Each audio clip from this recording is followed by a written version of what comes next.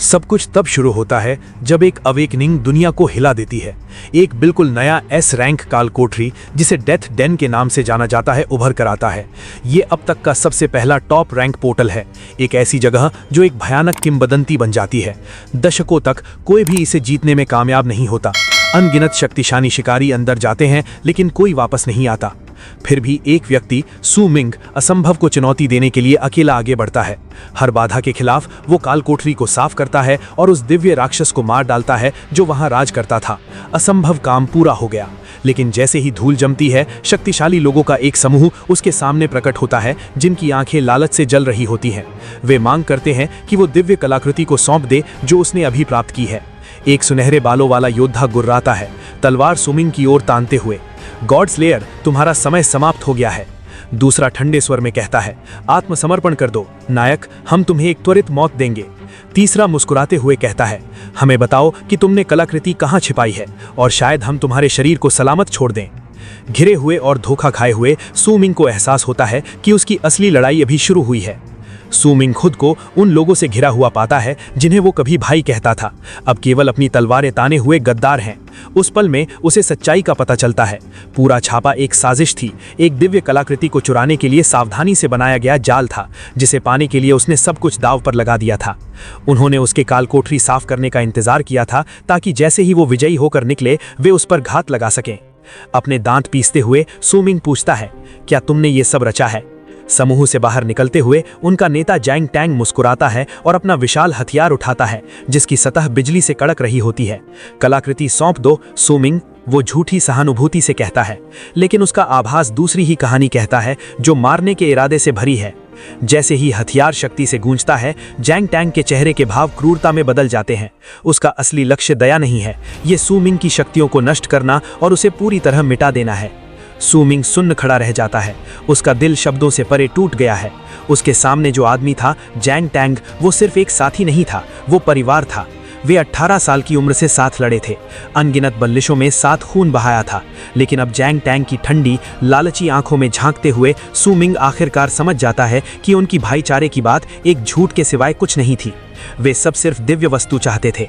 विश्वासघात उसके सीने में जलता है, जो क्रोध में बदल जाता है। एक दहाड़ के साथ सू मिंग ऊर्जा का एक अंधा कर देने वाला संचार छोड़ता है, जो जमीन को हिला देता है। अगर तुम दिव्य अंगूठी डाओ डिफाइंस चाहते हो तो आओ और ले लो, अगर तुम में हिम्मत है। सुनहरे बालों वाला आदमी पीछे हट जाता है, आंखें फटी की फटी रह जाती हैं। वो ऊर्जा, वो सचमुच एक दिव्य कलाकृति की शक्ति है।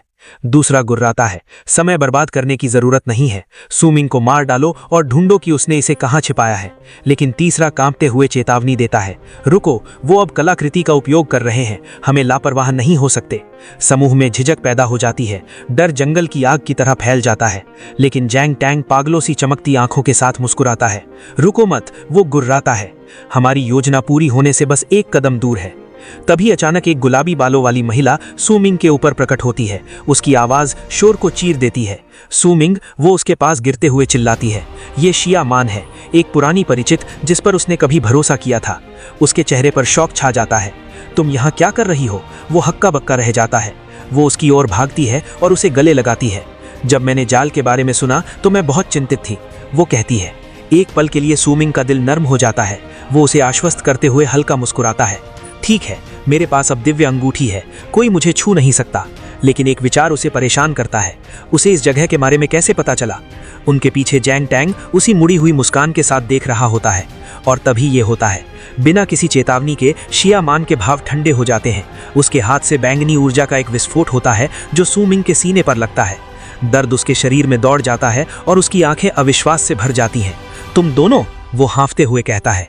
जैंग टैंग पागलों की तरह हंसता है, एक विशाल बंधन गठन को सक्रिय करता है। सू मिंग के नीचे एक खून जैसा लाल घेरा जल उठता है।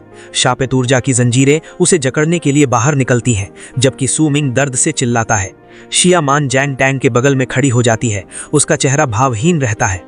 क्या तुम्हें सचमुच लगा कि मुझे तुम्हारी परवाह है? जिस पल मैंने तुम्हारी 9 सितारा प्रतिभा देखी, मुझे पता था कि तुम दिव्य वस्तु प्राप्त करने की कुंजी हो। और उस क्रूर खुलासे में सू मिंग को एहसास होता है कि उनका विश्वासघात कभी आज का नहीं था, ये काल कोठरी खुलने से बहुत पहले ही तय की गई नियति थी। विश्वासघात सू मिंग के भीतर एक तूफान पैदा करता है, एक अंधा अनियंत्रित क्रोध।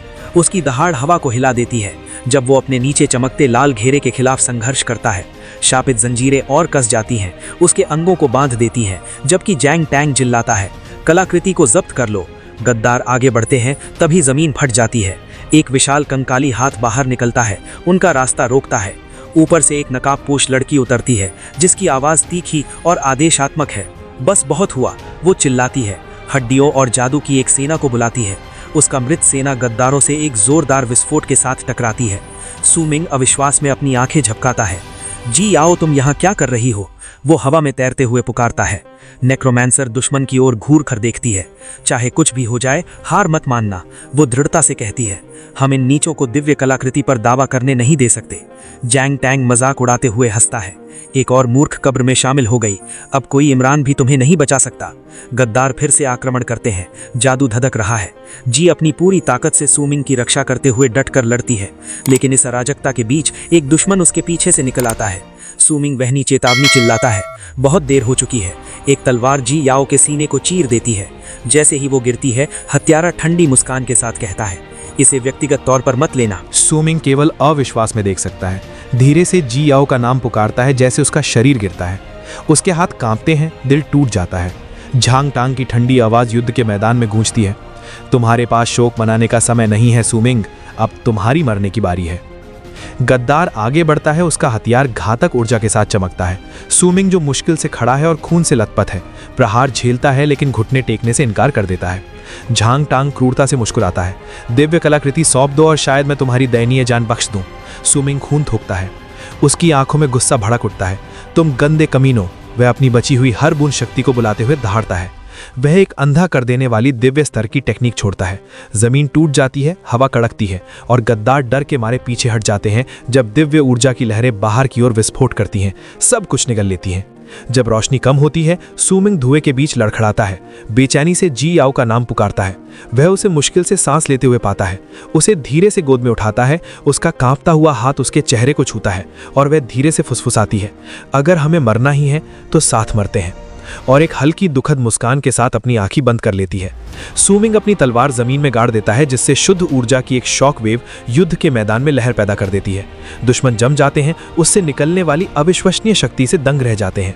जी याओ को मैंने बाहों में कसकर पकड़े हुए सूमिंग की आवाज क्रोध और दुख से कांपती है। उस पल में वध के देवता यानी कि गॉड ऑफ स्लॉटर में परिवर्तित होकर वह स्वर्ग के प्रति अपनी प्रतिज्ञा दहाड़ता है। अगर मेरा कभी पुनर्जन्म हुआ तो मैं आखिरी सांस तक रेनशियान और झांग टांग का शिकार करूंगा। गद्दार भ्रम में एक दूसरे को देखते हैं। वह क्या कर रहा है? एक बड़बड़ाता है। तभी झांग टांग की आंखें डर से फैल जाती हैं। उसे सूमिंग के इरादे का एहसास होता है। वह दिव्य कलाकृति को वापस डेथ डैन में ले जा रहा है। इससे पहले कि कोई प्रतिक्रिया कर पाता, जमीन कांपने लगती है क्योंकि प्राचीन कालकोठरी पोर्टल फिर से जल उठता है। एक विशाल भंवर उभरता है जो एक जानवर की तरह दहाड़ता है। उसे रोको, कलाकृति को पकड़ो, गद्दार चिल्लाते हैं। सूमिंग उनकी ओर घूरता है और गुर्राता है, आओ और ले लो अगर तुम ले सकते हो। फिर जी आओ को पकड़ते हुए वह घूमते हुए रसातल में कूद जाता है। जैसे ही वह गिरते हैं, उसके हाथ में दिव्य अंगूठी अंधा कर देने वाली रोशनी के साथ फूट पड़ती है, जो दुनिया को ही चुनौती देती है। अचानक सब कुछ धुंधला सफेद हो जाता है और सूमिंग का दिमाग सुन्न हो जाता है। एक पल के लिए वह सोचता है कि क्या वह सच में मर गया है, लेकिन जब रोशनी कम होती है तो वह अपने आप को एक अजीब जगह पर खड़ा पाता है। भ्रम में इधर उधर देखते हुए उसे चीज दिखाई देती है जो स्कूल की इमारत लगती है। मंच पर माइक्रोफोन पकड़े हुए एक आदमी भारी भीड़ को संबोधित कर रहा है। उसकी आवाज हवा में गूंज रही है। जुइंग फर्स्ट एकेडमी के 127वें अवेकनिंग सेरेमनी में सहपाठी वोंग क्विंग ने सफलतापूर्वक अपना पेशा बदल लिया है। वह आदमी गर्व से घोषणा करता है। छात्र आपस में कानाफूसी करते हैं। एक कहता है, इस साल जागने वाले ज्यादातर लोग कॉम्बैट टाइप के भी नहीं हैं। दूसरा जोड़ता है, फिर भी एन्चांटर्स उपयोगी होते हैं, भविष्य में उनकी अच्छी स्थिति होगी। कोई और शिकायत करता है, इस साल हमारे स्कूल की किस्मत बहुत खराब है।